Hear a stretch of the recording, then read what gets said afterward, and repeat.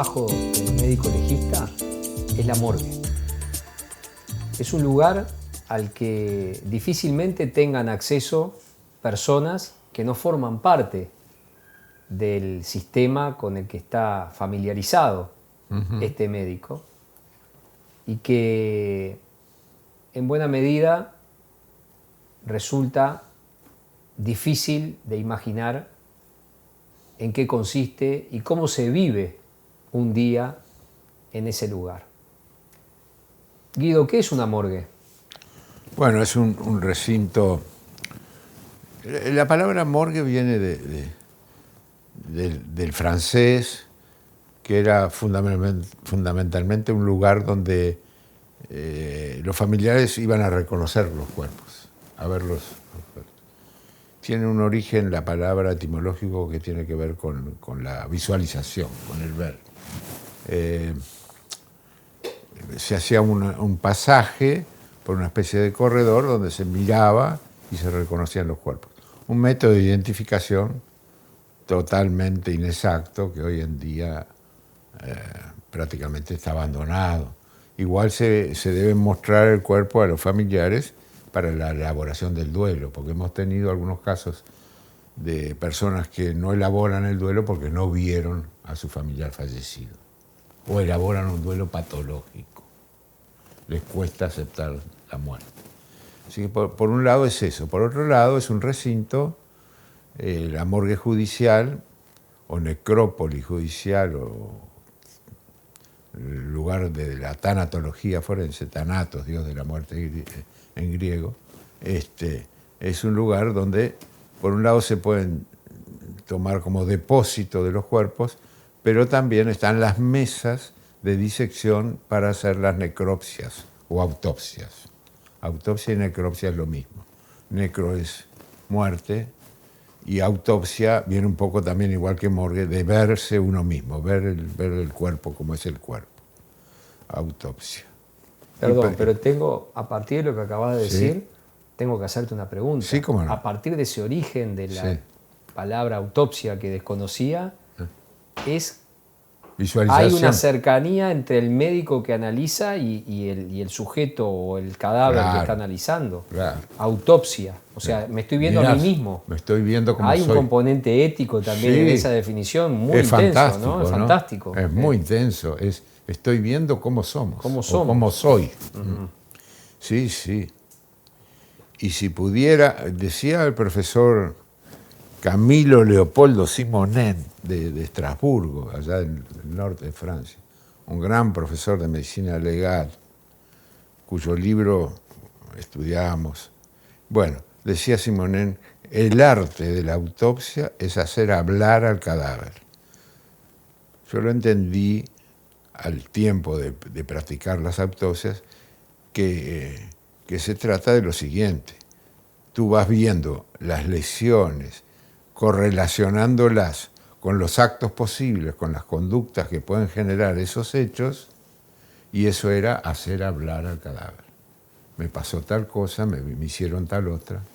Por ejemplo, qué sé yo, el disparo de arma de fuego me vino desde la derecha, transcurrió hacia atrás y salió por la izquierda, la persona estaba en tal lado, a tal distancia. Todo eso te lo comunica el cadáver a través de la autopsia.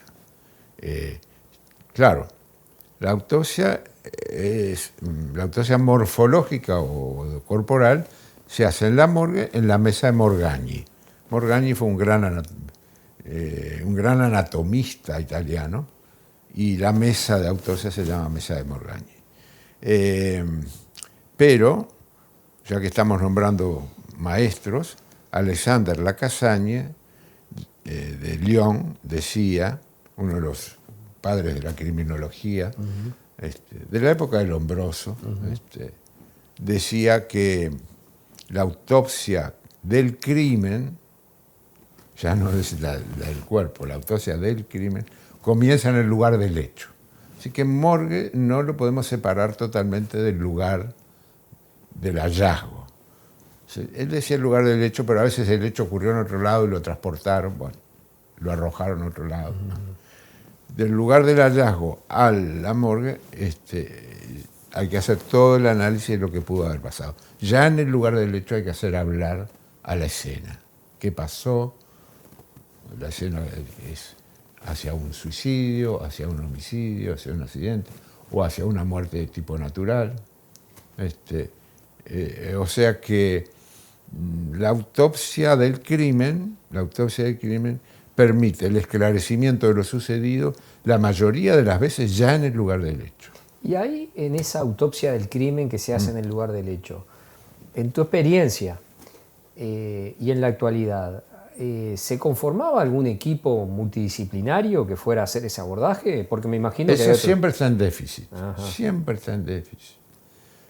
Y luchamos mucho cuando fui director del Departamento de Medicina Forense para que tuviéramos la posibilidad de que nos avisaran para ir siempre al lugar del hecho cuando se tratara una muerte violenta.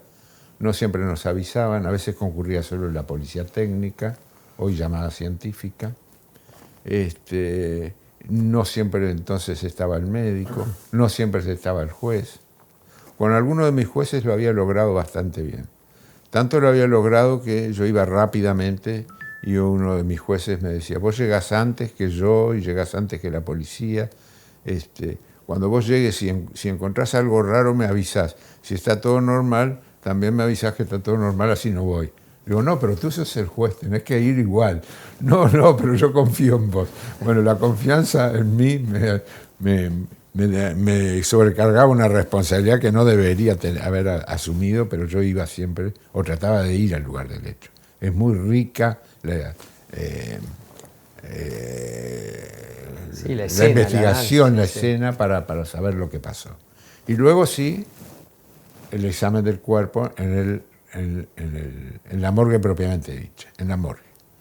Un examen externo de las vestimentas, de la parte externa del cuerpo y luego la apertura cadavérica, que siempre hay que hacerla lo más completa posible, porque muchas veces dicen, pero ya encontré la causa de muerte, no sigo. No, hay que seguir porque puede haber algunas enfermedades, algunos otros hallazgos que permiten otro tipo de consideraciones. Así que una autopsia metódica, sistemática, completa es lo ideal. Por supuesto que examinar... ¿El médico es asistido por un fotógrafo? Sí, ahí el médico tiene un equipo.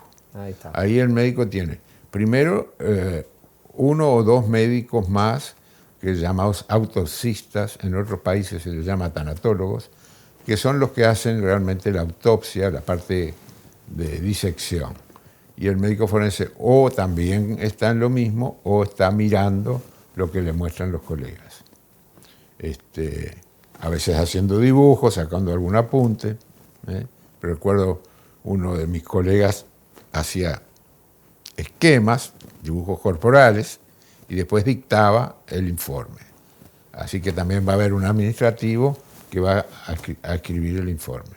Así que autopsistas, auxiliares, a los cuales uno les da las muestras para que las preparen para llevar al laboratorio, muestras que van para un laboratorio de toxicología o de anatomía patológica. Ahora, en esta escena que estás describiendo, en este caso estabas describiendo, una autopsia, digamos, actividades, ¿no? Tareas, pero también me imagino el entorno físico. Sí. Que probablemente después de años de trabajar allí genera una especie de acostumbramiento, pero ¿cómo es la primera entrada a un lugar así? Difícilmente tú la recuerdes, quizás sí, quizás no, pero capaz que sí tuviste oportunidad de ver a alguna persona cuando entró por primera vez a ese lugar. ¿Qué impacto? ¿Cómo es la repercusión? Para el médico la primera entrada no es tan impactante porque ya quizás el impacto más fuerte fue en Facultad de Medicina cuando empezó anatomía. Si hizo anatomía disecando cadáveres, ya tuvo contacto con Pero acá hay un componente adicional, ¿no? Aquí el cadáver no está formalizado. No, y además se sabe que está allí probablemente porque sea necesario desentrañar algún episodio dramático, trágico. Sí, sí. ¿no? Sí. Hay un componente Y que de va más re- allá del y de contacto con el responsabilidad muy cadáver. grande. ¿no? Y de Y responsabilidad de muy grande. responsabilidad, el error, Y de responsabilidad muy grande. el cuidado por el detalle probablemente Sí, también, sí, ¿no? A también. veces me imagino De que responsabilidad muy grande, sí. hay un dato importante, Guido, me parece, de cuando empezaste a decir hay que mirar la ropa, Sí. el cuidado de mirar, de Todo. que no se escape nada, ¿no? Todo. Te puede llevar fácilmente 1 o 2 horas hacer un buen examen. O más incluso. Recuerdo una chica que fue encontrada en un jacuzzi, muerta, en una casa de citas. Bueno, no tenía ninguna violencia, y yo ya había pasado a hacer la autopsia de otro cuerpo. Pero le había dicho a uno de los auxiliares, a uno de los colaboradores, hisopala toda, es decir, hisopo bucal, vaginal y anal, no sé cuál. Y uno de los auxiliares, que después ponía los hisopos en frasco para mandarlo al laboratorio, yo estaba en otra mesa, me grita, anatomía patológica y toxicología, ¿no? Son los 2 laboratorios. Le digo, sí. Bueno, un hisopo de esos que va a toxicología cuando en principio lo que se busca son espermatozoides y son en anatomía patológica. Bueno, en general van para anatomía patológica. Marchó para toxicología y apareció cocaína en el hisopo. Entonces no teníamos causa de muerte, pero teníamos un hisopo con cocaína. Podía haber sido una falla cardíaca por la droga. Y ahí empezó todo una elaboración de la causa de muerte. De que le habían introducido cocaína a nivel rectal, y para qué la cocaína a nivel rectal, si era para drogar, si había o no. La jueza después nos llama, la fiscal, jueza y fiscal estaban juntas, si habría habido consentimiento, si había lesiones o no a ese nivel. Interesante desde el punto de vista judicial después, porque si había habido consentimiento, bueno, podía cambiar la figura jurídica. Ya no era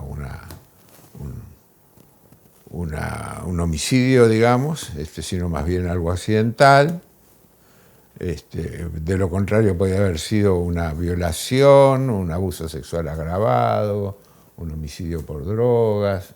O sea, se plantea todo un abanico de posibilidades, hasta lo del dolo eventual. Sí. No, y a veces los hallazgos no son el resultado de la... Sí. O sea que, no son el resultado de lo exhaustivo, sí, sino de la casualidad, ¿no? claro, o del error. Claro, porque ¿no? si hubiera ido para el lugar si correcto... va solo para anatomía patológica, capaz que no encontramos la no se cocaína. conseguía la... Capaz pero que mi pregunta original había sido, ¿cómo reacciona la gente que no forma parte de ese circuito cuando... Primero queda estática, muda, impactada. Y después viene la reacción, que puede ser de tolerancia, de aguantar, o de huida, o de irse, o de empezar a preguntar, pero un impacto muy fuerte. Ahora, un impacto fuerte. También me imagino que una forma de, quizás humana, entre comillas, de soportar ese tipo de tensiones puede ser lo de frivolizar. También. ¿Y cómo se para la persona frente a esa situación y el médico frente a esa situación? Después de un tiempo uno se da cuenta que hay hasta situaciones de relato de cosas humorísticas o de como pasa también muchas veces en las salas de operación, las intervenciones quirúrgicas, que se ponen a hablar de cualquier otra cosa, y muchas cosas que llevan a la risa o con humor. ¿Cómo estamos haciendo una autopsia y estamos conversando de tal o otra circunstancia, como vía de escape? Pero mi referencia iba por un lado a eso, pero por otro lado también el riesgo que puede haber de caer en tomar como elemento de humor negro la situación que uno tiene por delante, ¿no? Y sí, también. El límite con el respeto a la dignidad. También, ¿no? También. Eso se ve hasta en facultad, cuando los estudiantes empiezan anatomía, que es conveniente darles una charla sobre el respeto al cadáver, sobre lo que fue, sobre el que se donó, o sin haberse donado, o cómo fue que vino a dar a la facultad para que ustedes aprendan, para que estudien, que eso merece una consideración, un respeto, y que no se pueden hacer las bromas que muchas veces se hacen igual, pero que habría que tratar de minimizar todo eso. Sí, sí, pasa. Esto es un paréntesis porque nos desvía un poco de lo que venimos hablando, pero en esa tarea en la autopsia también hay un aprendizaje necesario para el caso del médico en formación y también necesario para el médico ya consolidado, porque, bueno, en definitiva, el contacto con el cuerpo humano es fundamental. Ahora, hoy también existen cantidad de dispositivos digitales que permiten por supuesto conocer el detalle. ¿Y cómo es tu relación o tu vínculo con esos dispositivos digitales y tu valoración en cuanto a la formación de los médicos? ¿Continúa siendo imprescindible o no tocar el cuerpo humano?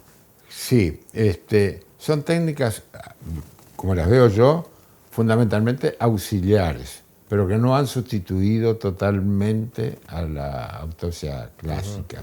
Es decir, te guían, te muestran, te ayudan, pero no la sustituyen totalmente. La virtopsia o la autopsia virtual, que se puede hacer con tomografía, con ecografía o con la mezcla de todas las técnicas, ecografía, tomografía, radiografía e incluso resonancia nuclear magnética, te da un panorama anatómico muy completo, pero en definitiva tenés que ir a lo que te muestra y disecarlo, exponerlo, verlo y analizarlo a ojos vista.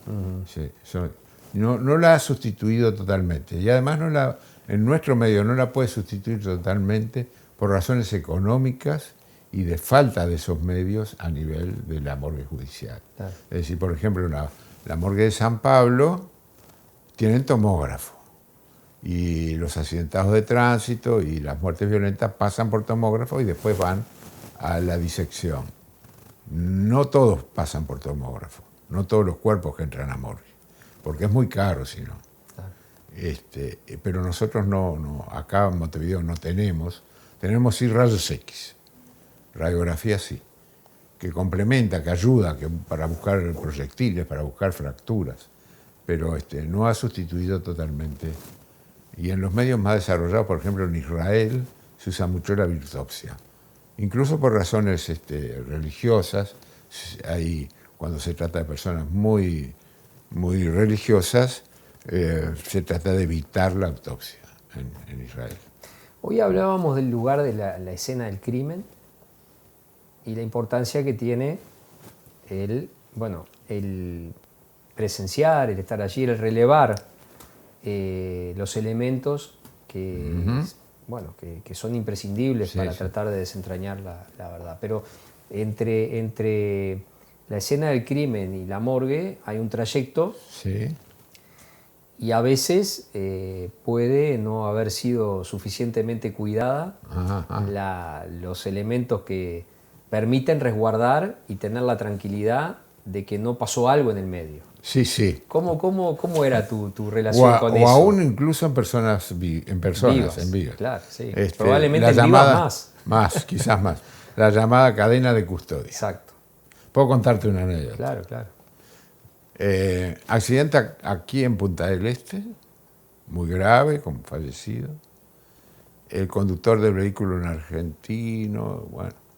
Y el juez dispone que se haga la alcoholemia del conductor. Época en que la alcoholemia se hacía solo en un laboratorio en Montevideo. Pero se extraía la sangre acá en el momento, para que no se... Porque 1 hora y media, 2 horas de viaje, se iba a ir metabolizando, iba a dar la alcoholemia más baja. Vamos a extraerle la sangre, ya la llevamos y ya ahí la alcoholemia no va a bajar. Bueno, entonces iba.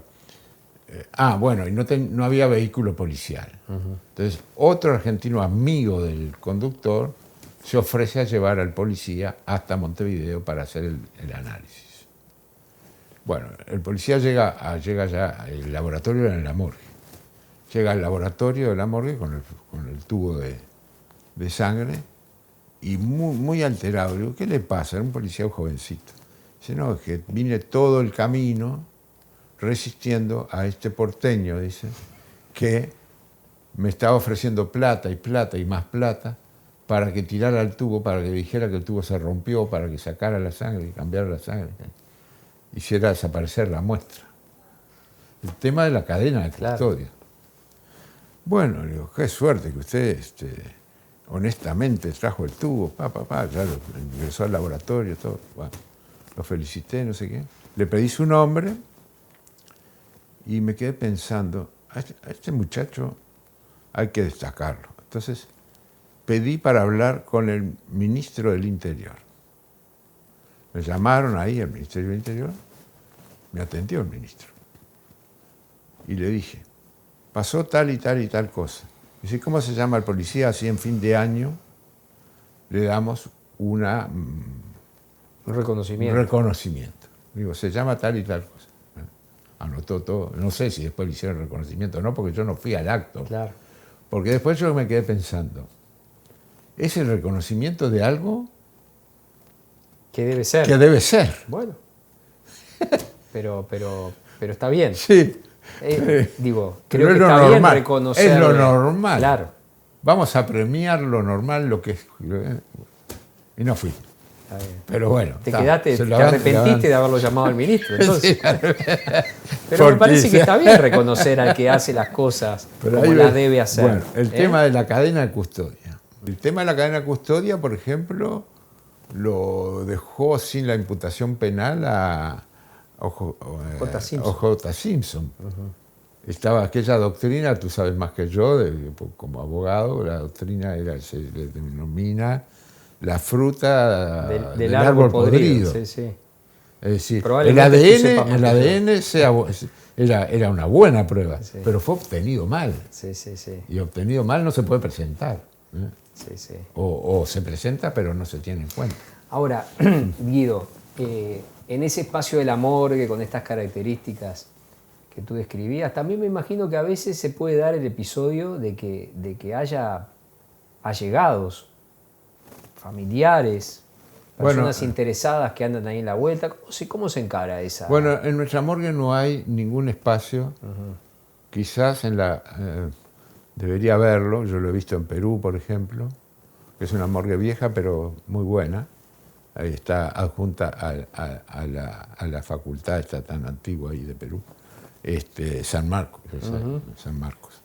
Y tienen un espacio donde los familiares pueden estar, y esperando el cuerpo, etc. Acá no. Sí, se acercan, y a veces están en la vereda, están enfrente, están esperando. La prensa también.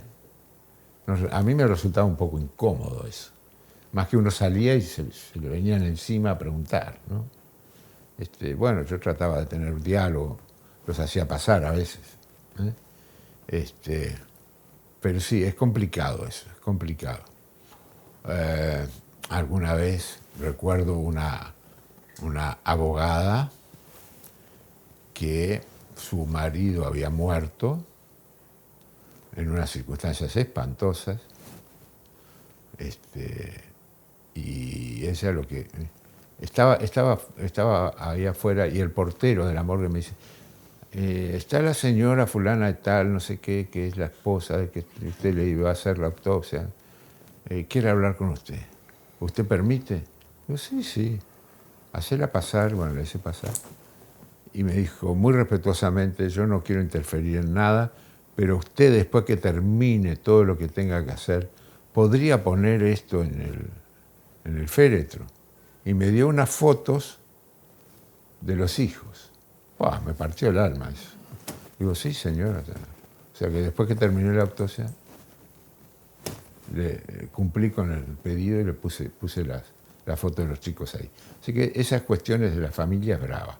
Y el devolverle los resultados también es bravo. Recuerdo otro caso de una señora que me preguntaba de qué había muerto su chiquito. Porque era un accidente de tránsito, iban en el auto y el chico iba en la falda de ella. Y le digo, bueno, politraumatizado. y me dice, pero tenía roto alguna víscera, tenía roto,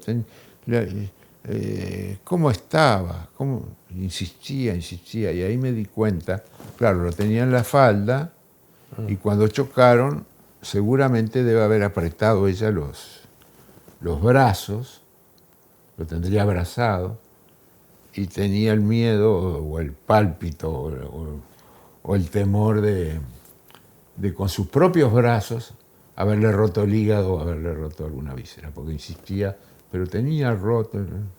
No, señor, estaba politraumatizado, tenía muchas lesiones. Entonces, se fue, no sé si se calmó, no se calmó, pero se fue. Y ahí, mirá, a vos que te gusta, Mario, preguntarme sobre algunos aspectos éticos, yo ahí rememoré aquella vieja cuestión de la ética médica que hoy no se acepta, que era la mentira piadosa.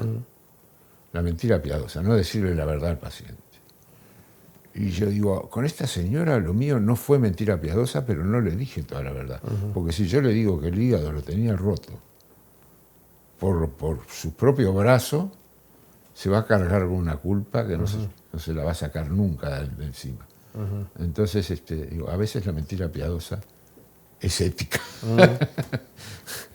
Bueno, la morgue, un lugar especial, un lugar complejo de entender o de abordar para quienes no estamos acostumbrados a transitar por allí, que se complementa con la escena del crimen, indispensablemente, la importancia de mantener el cuidado de cómo llega el material hasta ese lugar y el relacionamiento entre las personas que integran el equipo que allí participa, y también la importancia que tiene este aspecto de la vinculación del médico legista que ha participado en una exploración del cuerpo humano, de cómo se relaciona con la opinión pública y todavía más directamente con los familiares o los allegados directos de esa persona, y la importancia que tiene también ese factor humano de saber sortear algunas situaciones en las que quizás la verdad absoluta puede terminar generando más daño que el mantener una sombra o una duda en un espacio que no contribuye a recuperarse, sino es a partir de esa idealización.